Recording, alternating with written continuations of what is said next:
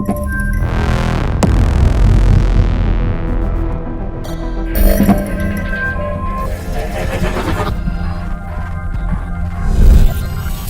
and welcome to WDR Rolls. I'm your host Mike B. This is the first Mumbo Jumbo Who-Daresian newsy flash of board gamey shenanigans for the year 2021. We've made it into the 2020s. Christmas has gone like a flash. It was very quick. Was yours very quick? It's kind of over and done with. And then I was back at work for a bit, and then I was off just now, and we're in the new year, and not a lot feels like it's changed. But yeah, here we are in 2021. Still, the last couple of years have been a blur, and it's very hard at the moment, I'm finding, to kind of, especially doing this video, because I was going to do this video as a bit of a look back at the last year or so and what we played and things, but it was really hard because it's like, when was that? The last few years have just become this blur of it's just the COVID and lockdowns and stuff. It's all just very tricky to keep track of your sanity. Anyway, so yes, so I will attempt to do what I can in regards to that, and I will give it my best fucking shot. Anyway, how are you all? You all good? Everyone fine out there? Had a nice Christmas with the family, New Year and all that, all sorted out? Jolly good. Well, here we are then, into the new year. And the same old shit. So, let's have a think about what I've played.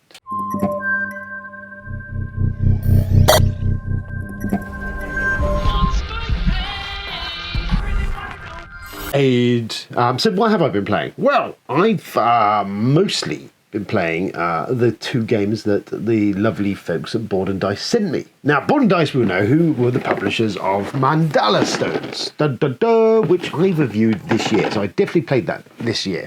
And it's a kind of a Zorlish sort of placing things game. Watch the review if you want. I was personally left a little cold by it. I felt there was a bit too much random going on in there. Watch the video anyway. It did do much for me, and I kind of slammed it. And I honestly didn't think I'd hear from Board and Dice again.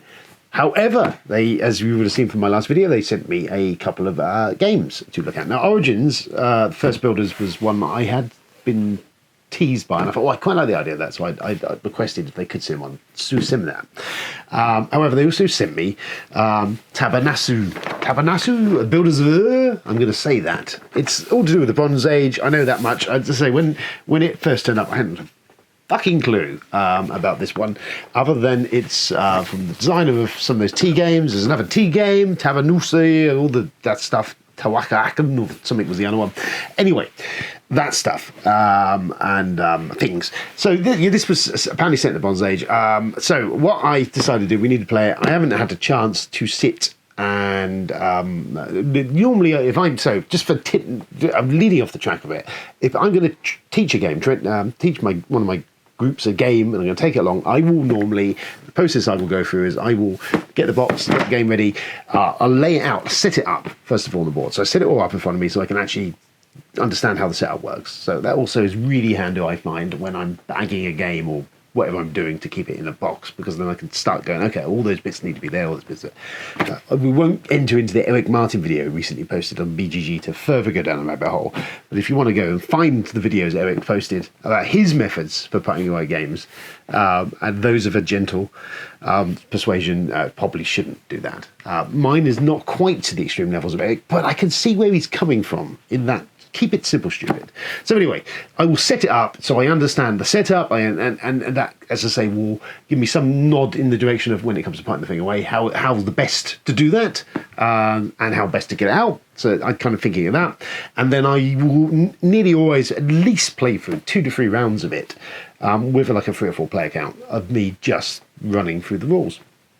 Just so I can kind of grok that, so I get it, so that when I turn up games night, whilst I don't know the game enough, the strategies and all of that of it, I can set it up very quickly. I can talk people as I set through up, and I can explain the game without this dog.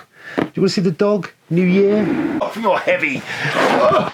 Hello, look everybody. Happy New Year. This is Baxter. Remember Baxter? We had him on here a little while ago. This is Baxter, the Who Dares World's board game doggy. And look at him. Isn't he lovely? He's my mate. We've had a lovely time. haven't we? We've had a lovely time, and we've had nice hugs, and we were just outside, and I thought I'd begin saying, so Happy New Year from Baxter as well. It's, oh, you're a good boy. This is very nice, but you're dribbling on me. Stop dribbling on me. But this is going to make doing this video really, really tricky. All right, you understand? And I could just kind of, all right, well, you lay there then, and and I'll try and film the rest of the video. Get off your fucking. Oh no! Hold that for. Sorry. Tubunasa, Losers Were, we're doing the whole thing. So yes, I will go for that process. If I'm going to teach a game, I will set it up, run it through if I can, Anyway, skipping through all that to get to the point of, I did not do that for either of Origins, the First Builders, or Tubunasa. I went in dry and cold and as ill prepared as possible. So I'll run you through how that went, and I'll run you through the games quickly. So the first one of the game is Tubunasa, which I've only played the once. I will, for my for just be clear on this, I only played it once. Played it Friday night, and went with the rulebook. Me, Ben, and Bob. So it was three of us. I thought it might be easier to teach. Ben likes a Euro. It's going to be heavy, I suspect. And oh boy, was it quite the beast. I am rubbish for taking my phone along to take photos. I did take some of Origins as well, so I didn't take any of these, so I'll be really quick. Tubunasa is a quite heavy, significantly heavy Euro dice placement, engine building kind of game.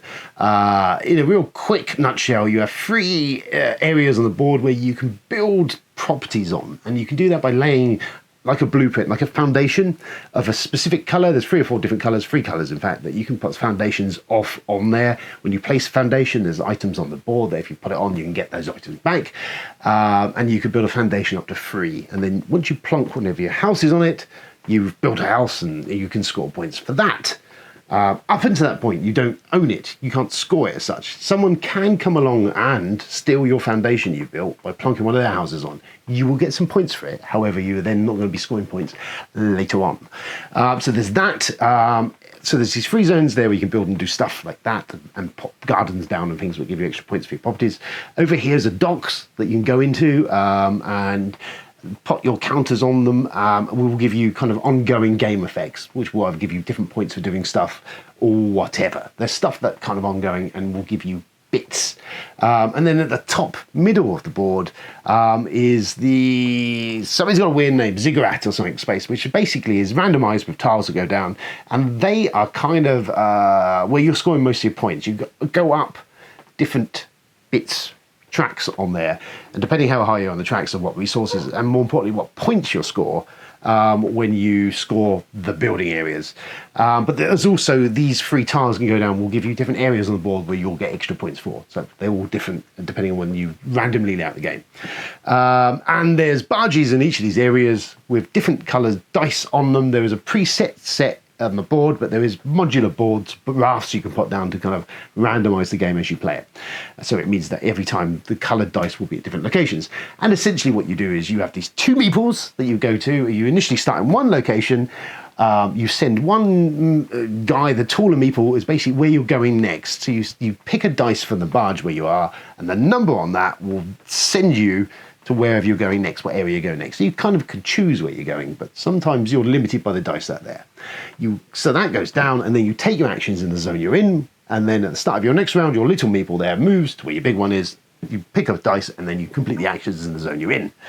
That, in a nutshell, is it. What you're ideally trying to do is build these areas, get them on there. You have a card, a bit like Ticket to Ride, that shows you areas on the map where you want to build a set number of buildings. That means you can score that at the end, and then you're scoring off of the bit at the top.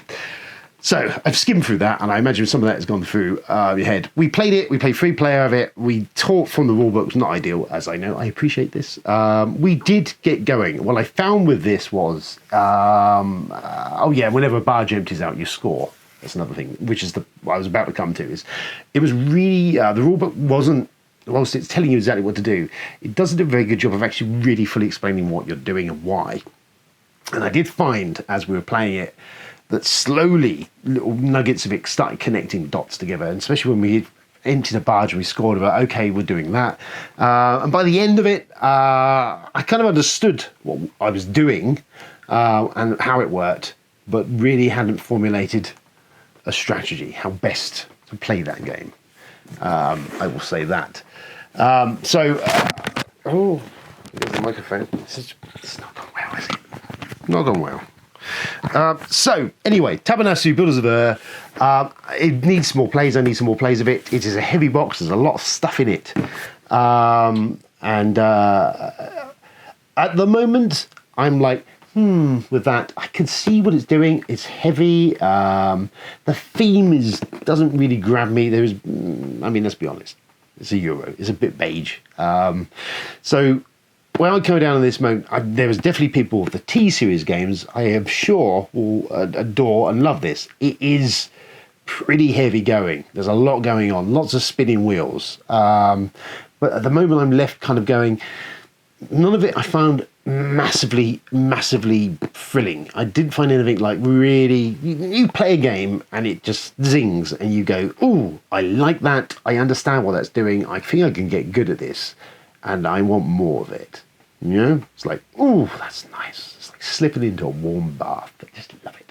This, not so much. So at the moment, I'm kind of, the jury's out on that one. I understand what it's doing. I'm not sure I like what it's doing. And I'm not sure, I don't know. I need to play more of it. I will play at least a couple more games of this. And then I'll make a decision on that. But at the moment, it's kind of like, ooh, yeah, just the teach alone is a bit like, oh, that's a bit much to do. And I'm not convinced the journey is particularly thrilling. I may well come back once I play some more of that and give you a different story on that one, but that's where I stand on that.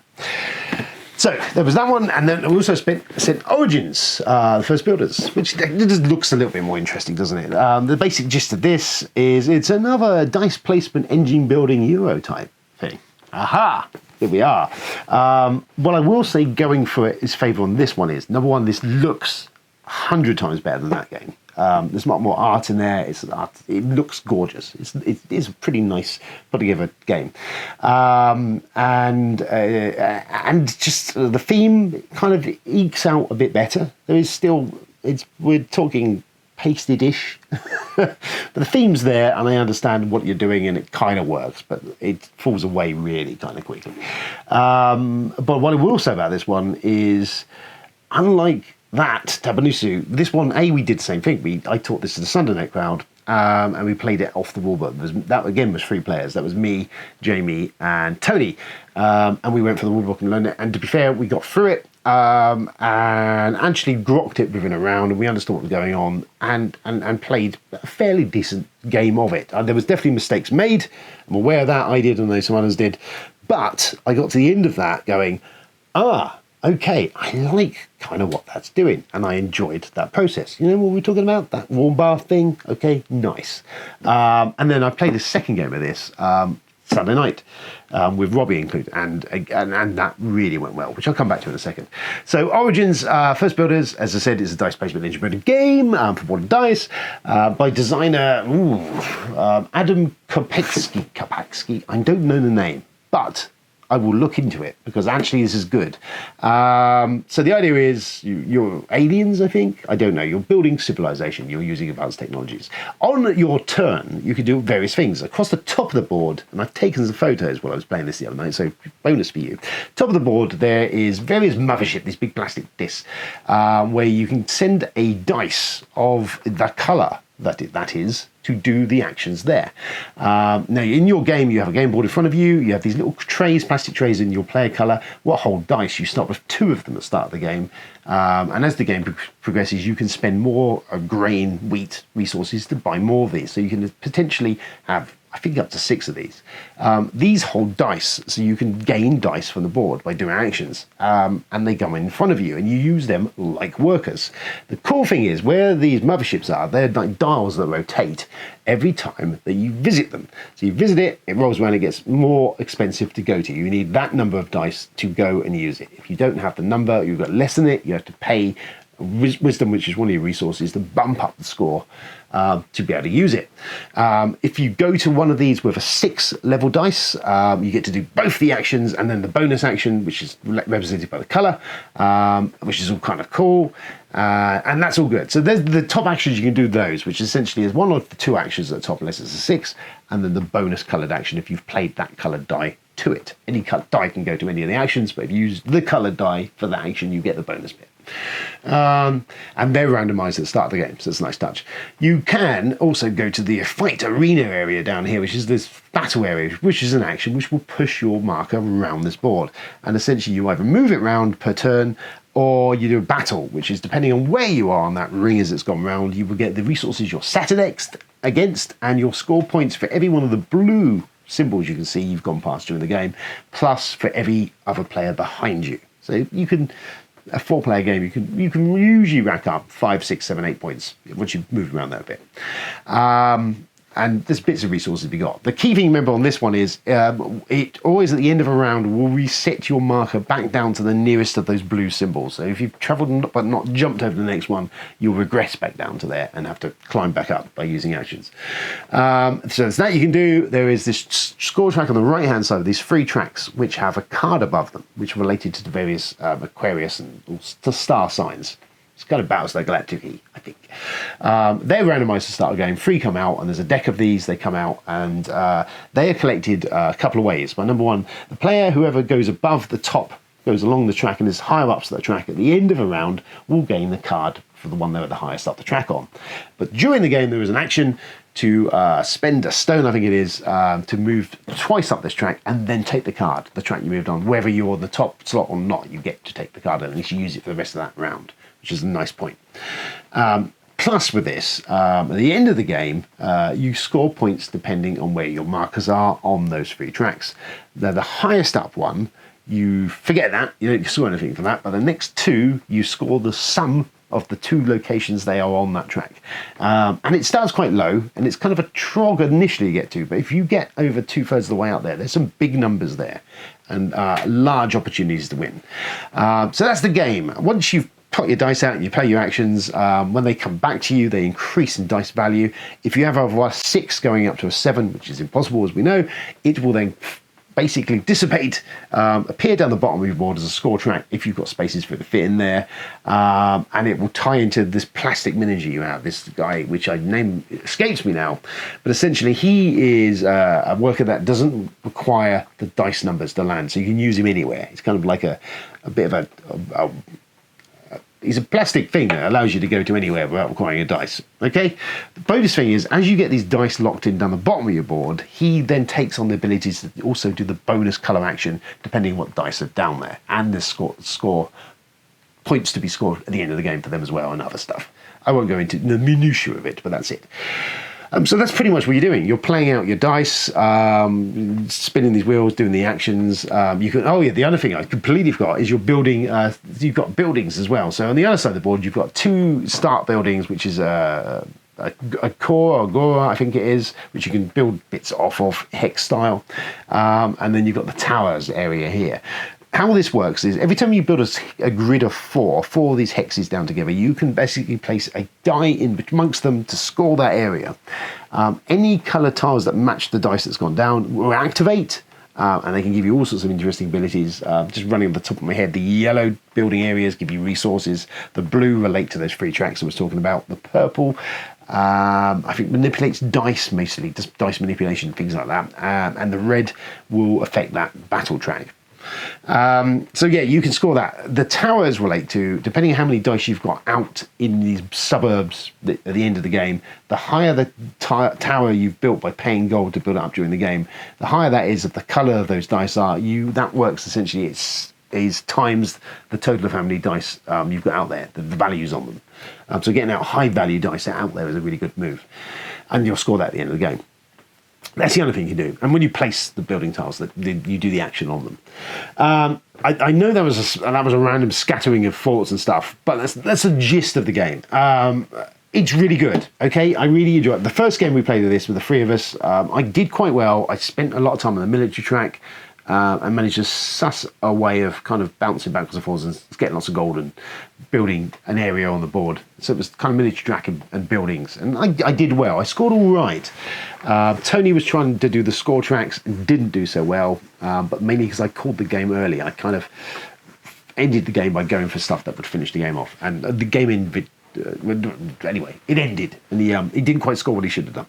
So the second game we played of this was Tony, me, Jamie, and Robbie, 4 players this time, and we played this again, and I absolutely devastated them. I went down the track, the free cards track, whatever that's called, that one, and concentrated on building my city and tying the dice. And what I did work out is the blue tiles related to these tracks. So what I was able to do is build them out as I went, and then score them. And so I was getting the actions twice, and it leapt me up, especially towards the end of the game. I got luckily got everything in the right order and played it out, and I was poof, and I just score, and I went right up towards the very top of these tracks. Didn't reach the top, very close, and I ran away. I scored like 150 points or something.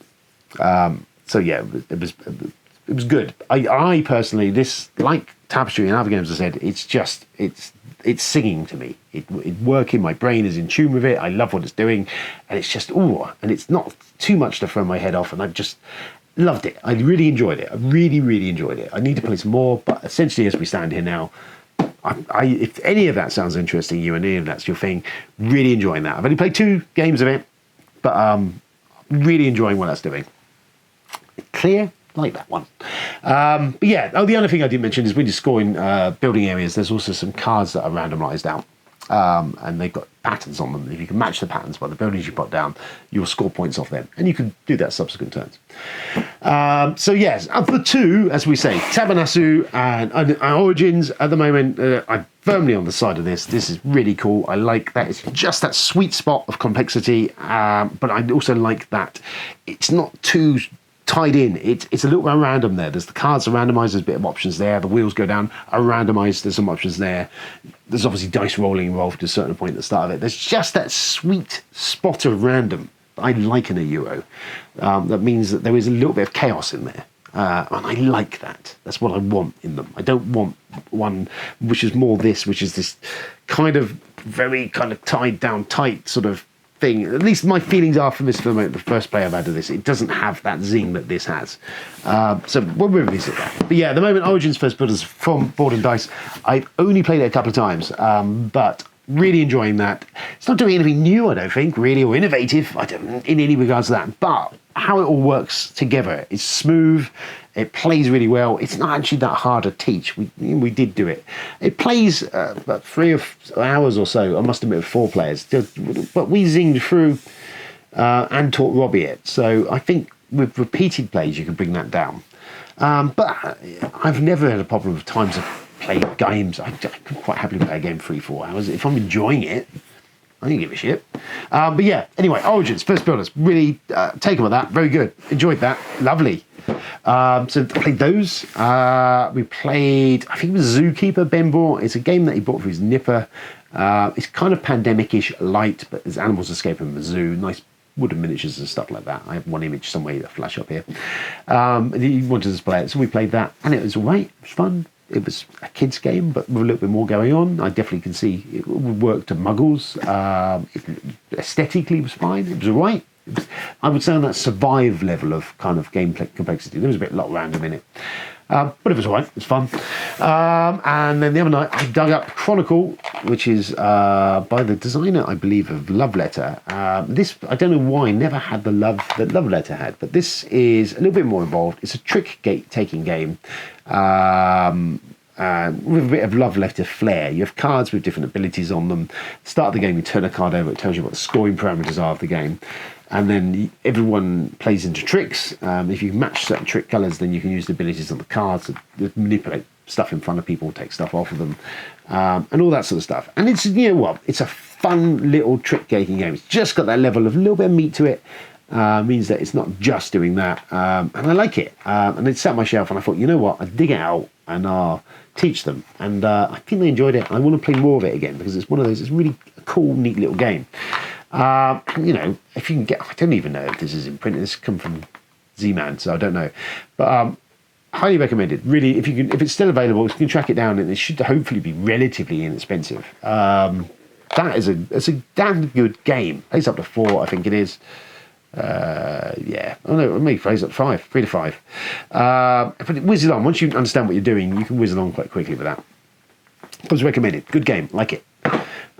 So that's all the stuff I played. I think most of the stuff of note anyway. So we'll move on to some news.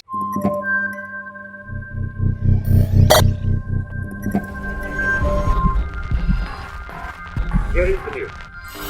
News, not a lot to mention actually, really. I did have a lot. There's not much going on because we're in that flood between end of year, new year. So news is a bit light on the ground. I will run through very quickly the few things I have of note. Ian Livingstone was knighted. He of the Adventure Game Books fame, and did some board game design in his past and set up Games Workshop.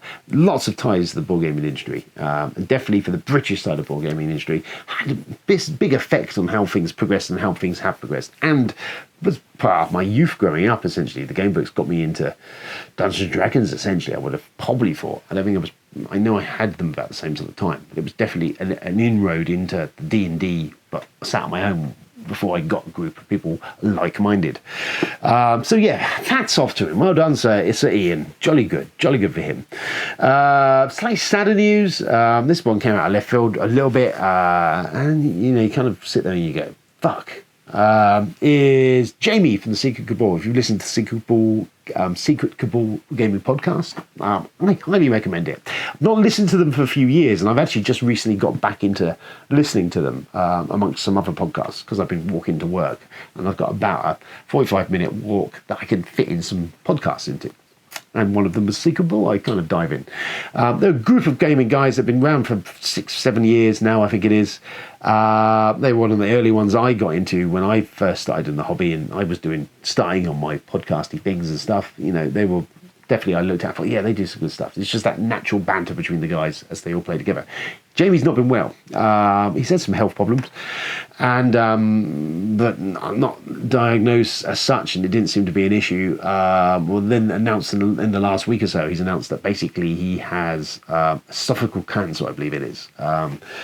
So that's just shit. He's not that old a guy. I think he's younger than me. It just kind of puts things a bit in perspective. I wish him well. I do really wish him well. I don't know how we get on the US health system. It kind of horrifies me. So one helps he gets the help he needs without bankrupting him, and he can pull through this. So yeah, that was a shitter. Sorry I dropped that on you, but yeah, Jamie with the Secret Ball. And I would say, you get an opportunity, definitely listen to some of their output because it's pretty good stuff. Well, that's depressing, wasn't it?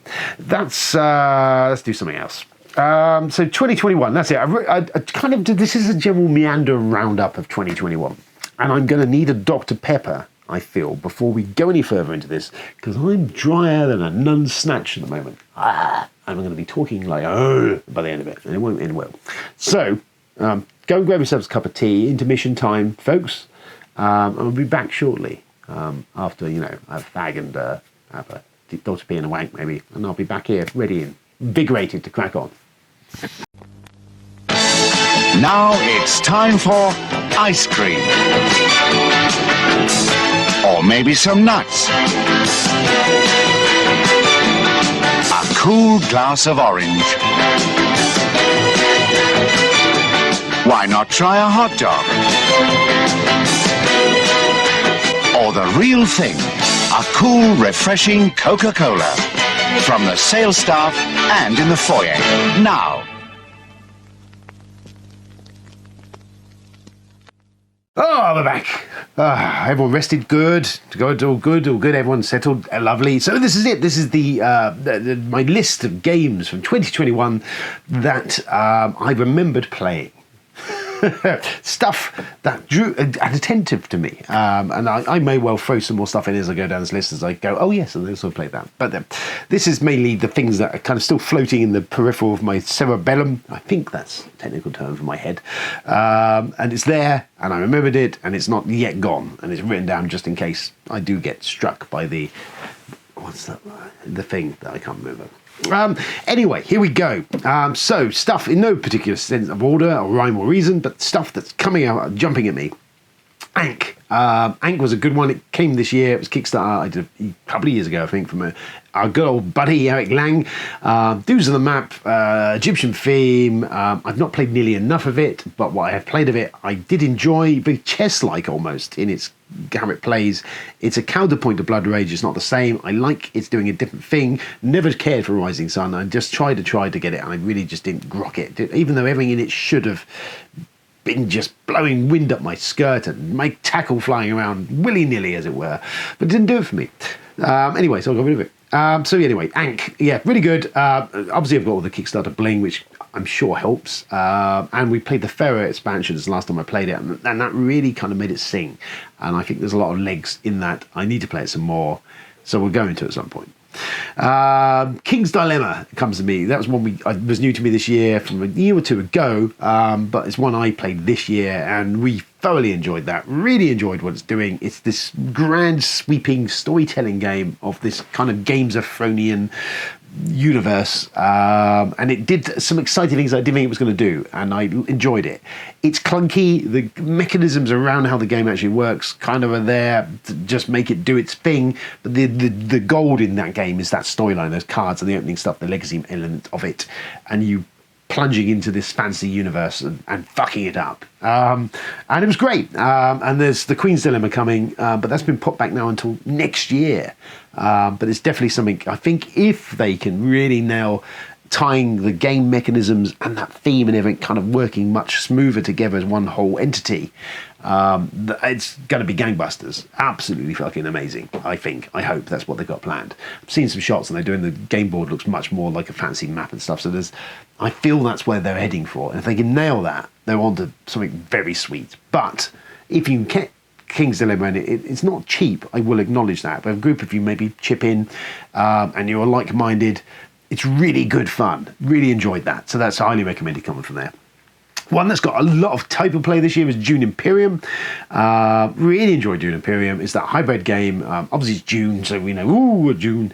But yeah, it's just, I like what it's doing. I like that deck building element to it, and the worker placement, a bit of engine building, and that fight mechanism. It's just a nice hybrid of stuff going on. And there's kind of that, and there's Lost Ruins of Arnak. I went for Dune because I like the Dune theme, and I liked more what that's doing. And the expansion's due to drop momentarily. But yes, very good stuff. Loving a bit of the old Dune Imperium. Played it a good few times. Really highly recommended. Love that one. And that will get more play, I'm sure, in the year ahead. Jaws of the Lion actually was something we dabbled into at some point during this year, and we played a chunk of it. And it was all right. I was enjoying it. It was fun. And then we kind of played some other stuff because other stuff came out and it kind of got parked, and it was like there was no rush to get through it. We're waiting for Frosthaven, which is still coming. That's terrifying me now. But yeah, it was good. I think if you're on the fence about Gloomhaven and don't know if it's for you, Jaws of the Lion is a wonderful entry point to that, and will, I think, if you play that and you dig what it's doing, then its big brother or brothers offer that and so much more besides. That core mechanism of those cards and building that deck as you go along, and picking the cards and how that all sinks into your character is a really cool little mechanism. And I hope and I pray and I touch wood, I know kind of, I feel that Frosthaven is going to be almost taking these two elements and kind of, again, what we just mentioned about the world we, what I just mentioned about King's Dilemma, it's kind of slowly bringing that together to really when it all kind of nets together, just oof. And I think Frosthaven is going to be fucking, ooh, tug the fucking little man in enjoyment levels of fun. Yeah, sorry, got a little bit distracted there. But Jaws of the Lion, all right, we need to finish the campaign. We need to play it. I know Robbie's desperate too, so we'll do that before, obviously, the other thing comes out. We played the TI4 expansion. Prophecy of Kings came out at the start of the year. I played a couple of games with it in, which I'm happy about. I need to play more, and I wanted to play over Christmas, and then Robbie got sick, and then it didn't happen. My birthday is coming from January. We're fucking playing that, and they're going to fucking play the shit out of that. Loved TI4. The expansion added a lot more stuff that you didn't necessarily need, but all of it was kind of cool, and it just more powerful stuff and more shit and more crazy stuff going on. Love it. More of that. Wonderful. And I do like that FFG have been kind of supporting with the Codex releases as well, which I've also got all that stuff. But yeah, if you've got a bunch of people, you can do it, and you've got a day or two free, then fucking go for it. And any excuse to play TI4 and put it on the list, well, why wouldn't you? So I fucking did. Another one jumped up, which was quite interesting. Something I've played a few times, though I need to play it some more. I liked the theming of it. It was the Night Cage. It was a Kickstarter, came through. Really enjoyed that. Aesthetically, looks gorgeous. And it's just a tile placement, but it's a simple-ish game, but it's got a good levels, and there's expansion bits in the box that I've not touched yet, which make it, oh my fuck. Actually, I think you played with one of them, and it was fucking tough. But I like the idea of you crawling around in these tunnels and finding keys and trying to get out. It's all very random, and I like it. I enjoy it. It's good fun, and I think it's now out of retail. Tapestry had the expansion, the arts and architecture expansion. Really enjoyed that. Played that a couple of times, and it definitely adds definitely a fair level of meat to that game, and just does more of the good shit that I enjoy about that game. And at some point, I'll edit and put together the Tapestry review that I did last year, which is still sat somewhere on my hard drive. Other things that come to mind is Fluff. We were playing a lot of Fluff this year for the Pound Shop. Pound, it got its value and then some. I think it's still available, maybe. If you can, trek over Fluff. Have a Fluff if you can. I may have a spare one somewhere because I picked a couple up. So £1. So yeah, that was cool fun. Just top of my head, I think is Descent was another one I played. Journeys in the Dark was good. I only played the one game of it. But yeah, actually, despite my misgivings, it did seem to work quite nicely, but just far too expensive. Biggest disappointment this year, because everyone likes a disappointment. The one that really leaps out at me is the June House of Secrets from Paul. Just fucking car crash, really was. I missed up. Look, we got all these June games, and we got the other one. I haven't played that yet. Is the June Game of Conquest and blah blah blah, which is essentially old school June but refined down specifically faster for 4 players. And I am interested in giving that a shot. I got that for Christmas, and I like June. However, playing the full 6-player version of it is tricky, a bit TI4-ish territory, and it's a bit of a rules hog to teach initially, and you need to play it a few times to get the best out of it. So I'm hoping that might be something to give me my June fix in between games of June.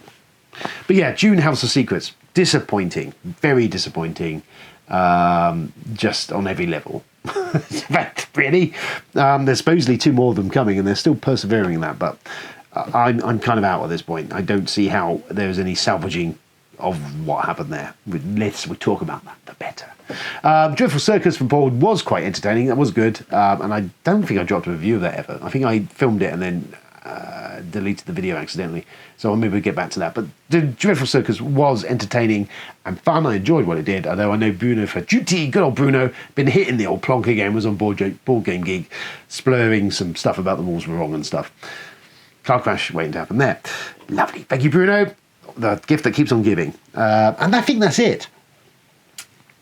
In a nutshell, I mean, we played Imperial Assault recently, and that was nice to get that back to the table, and we played more of that. But yeah, in a nutshell, 2021, that's what leaps out at me, what we played a lot of, and has stuck here. We've played other stuff, plentiful supply of other stuff when we could, but they're the ones that kind of stick there going, hey, you played me, did you enjoy me? And I'm like, yes, I fucking did. So there you go, that was 2021.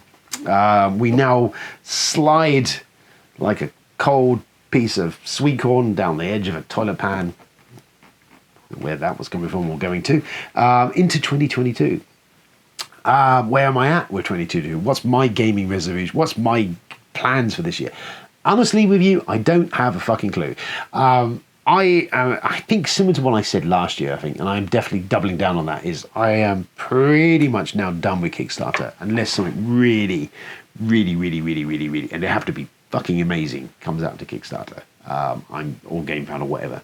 I'm kind of crying off just kickstarting stuff because it's just expensive. You wait a long time, and most of this stuff comes to retail eventually, and usually it's overproduced and it's expensive. And I've got plenty of games, so keeping clear of that, I have a few in the pipeline that are due to come. They're my last final huzzahs, one of which is Nemesis Lockdown, which I've seen people have started to receive them in the UK. So I'm imagining in the coming week or so, we shall probably throw together an unboxing video of that. And I know I've got his Master's Work as well as another one, and obviously Frosthaven. And I think there's a few on a scattering of things that maybe, and that awful role-playing game that's been 7 years late now, but we won't go there. Anyway, not Blazing the Dark, the other one, Project Dark. Yeah, maybe you'll see that in the next decade.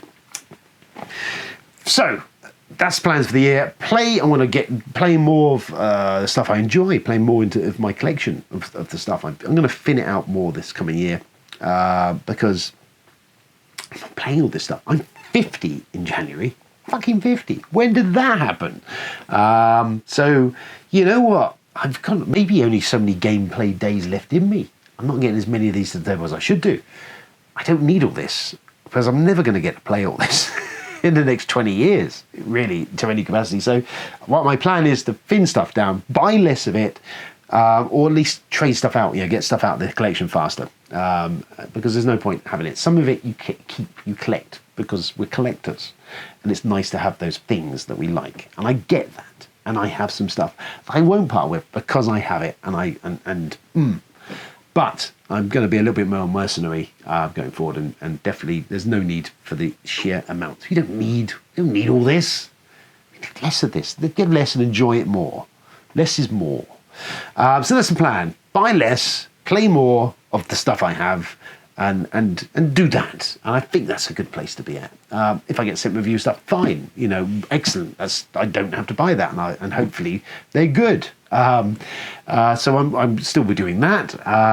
But yeah, that's where we're at, and I'm hoping to put out some different content, some stuff maybe just a bit more. However, time is always my greatest enemy. It is indeed. I have puppies and I have children to look after. I have a job. It's tricky. So I do have great aspirations to stuff. We will just see what I can get done. Hey, we've nearly hit 400 subscribers, and it's in the last year or two. It's something, isn't it? And people are viewing this, which is something, isn't it? So there we go. There's all of that. So that's where we're at. That's my plans at the moment. Anything I'm looking forward to? I don't know. I'm kind of looking forward to Frosthaven, I think, if that comes this year, which I think you believe it is the mid to late this year, we should be seeing that. Okay, I'm kind of thinking that could be kind of cool. That's going to lose me. That's where stuff stops being played at that point. That's the other big issue. We played Gloomhaven for like a year, and there's not nearly enough time in the world. So it's going to be balancing that with playing stuff. We might have to have special Frosthaven evenings. That might have to be how it works.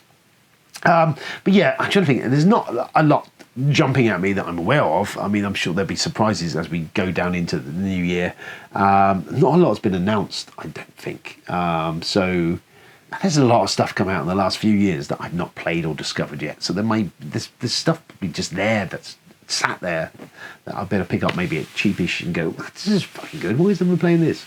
So anyway, yes, so that's where we're at. So that's nice, isn't it? It's lovely. What else is going on? So just a quick rundown of what I've been watching or viewing or reading. So I'm still kind of troughing through Ready Player 2, although it's kind of hard going and it's not very good. But I've committed, and it's a book. I'll finish it. I see, but I'm not feeling it. I got for Christmas. I got the Sparks Brothers documentary, which I've watched. It was very good. Edgar Wright and the Sparks. Sparks is a band. Just if you don't know, go and watch the trailer. It might give you some inkling of that. I watched No Time to Die, which is the last of the Daniel Craig Bond movies. I think it's a bit early, maybe. I don't know. I enjoyed it, actually. I quite enjoyed the Daniel Craig Bond series because they were doing something a bit different of this kind of in the MCU, the Bond of View universe, because it was all kind of self-contained, as if like the Casino Royale was the start, and it's kind of a story of his character, like they did with Nolan's Batman trilogy. It's kind of like a self-contained thing, a storyline through. So that's what they basically pulled off in Bond, and there were some surprises in the last one. It generally, I mean, it's a long one. It's about 3 hours or so, but it whizzes along at a fair crack. It's some decentish set pieces. I do quite enjoy Daniel Craig. He's at least got a chance to act a bit in this, and he's a character in this. He's a broken, fucked up man. He's a killer, and he spends most of his time drinking, and he's not in a good place. So it was an interesting take on Bond, on the whole, that's good. Rami Malek, I felt was a little bit wasted as a villain. I liked his villain. I like the setup of it. It just feels like he kind of got a bit wasted, and he could have been a bigger part. But it all kind of works, and it's good stuff in there. And I'm not going more into spoiler territory at this moment in time. I'll give it time. I'll give it a few more weeks, and we'll dive into that. But enjoyed it. If you liked the other ones in the series, the highlight still, I think, is Casino Royale and Skyfall. I think are the two that really stand out. I really enjoyed Casino Royale when it first came out. And Skyfall works quite well, and then it slides into Spectre. It gets a bit too art house in my feeling, although I need to revisit some of them. But anyway, there we go. That was that. What else did we watch? Watched Last of the Hawkeye. It was all right. It's okay. Didn't set my world on fire. And Kingpin turned back up at the end, if you didn't know. And apparently he's bulletproof. Weird. But it was all right. It was just a bit of fluff, I feel, really. It had moments, but... Don't Look Up, I watched. I enjoyed Don't Look Up. It's a great concept. It is funny. It is almost so satirical. It's not satirical. It's actually happening. The biggest issue with it was it made a really good gag and a couple more really good gags and then repeated them for the rest of the movie. It's kind of how it really... And it was all good, and it was a good play out of what it does, and it definitely plays its part against any of the current things. It was written before COVID, I think. It was to do with the climate crisis, which is still ongoing, rather than what else is happening. But it plays out well in what's happening with most of what's gone on. And there's a lot of stuff in there to pick out and chew over. But I enjoyed it. But yeah, I thought it was a bit overstretched for what it was. But some of it was quite amusing. What else was there? I watched Witcher Series 2. So breezed through The Witcher. Really good. Loved that. Might revisit the first season again at some point because now... Yeah, anyway, and I got a couple of books for Christmas from one of the boys, so lots to be doing. Really enjoyed that, and now the wait begins for the new season of Witcher.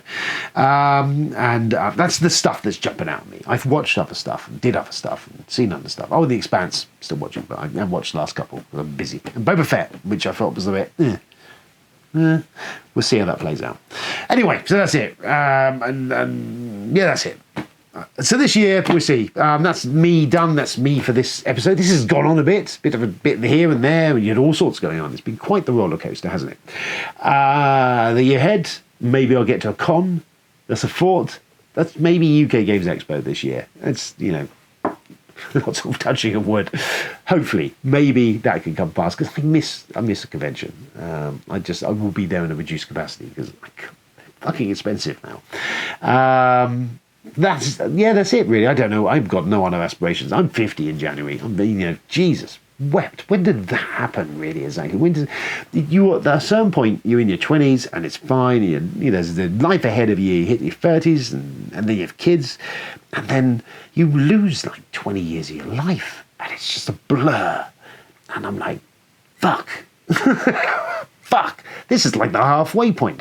This is now in the realms of me having a midlife crisis. I mean, this is not good. I need to process this shit, okay? Just telling you now. It's heavy fucking shit, man. Anyway, so that's what's going on. I will be celebrating my, I was going to say centennial, I don't think that's right. Anyway, I'll be 50 in January, if you don't pick that up. We'll have a birthday edition, and I'm playing Twilight Imperium for my birthday, just so you're aware. I don't give a shit what else anyone else wants to organise or do. I'm going to play myself some TI4. That's the plan. Thanks for tuning in. I've been Mike B. This has been a meandering thing, like was often the case. I don't feel that was informative in any way, but there you go. You've sat and watched some of it, which is something, I suppose. Well done, you. Look after yourselves, stay safe, and keep on playing games and stuff. I will be back at some point soon in the next couple of weeks, I'll be back soon. I'll be probably unboxing Nemesis. That'll be happening. Anyway, I'll be back soon doing shit. Until then, there's more shit you can watch that we did if you haven't watched it. And if you've done that, then well done you, and I'll see you soon. Good night.